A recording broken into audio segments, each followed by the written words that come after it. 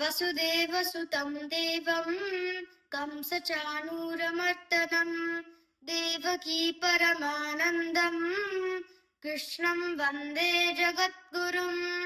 अतसी पुष्पसंकाशं हारनूपुरशोभितं रत्नकङ्कणकेयूरं कृष्णं वन्दे जगद्गुरुम् कुटिलालकसंयुक्तं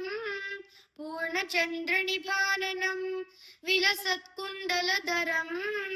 कृष्णं वन्दे जगद्गुरुम् मन्दारगन्धसंयुक्तं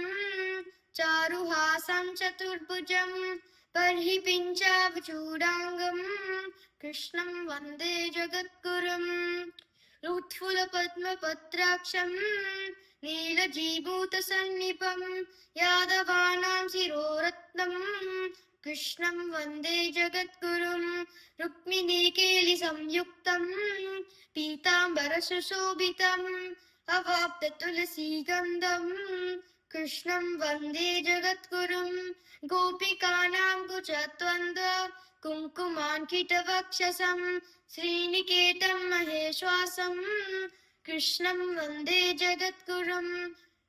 श्रीवत्साङ्कं महोरस्कं वनमाला विराजितं शङ्खचक्रधरं देवं कृष्णं वन्दे जगद्गुरुम् कृष्णाष्टकमिदं पुण्यं प्रातरुत्थाय यः पठेत् कोटिजन्मकृतं पापं स्मरणेन विनश्यति। जय श्रीमन्नारायण।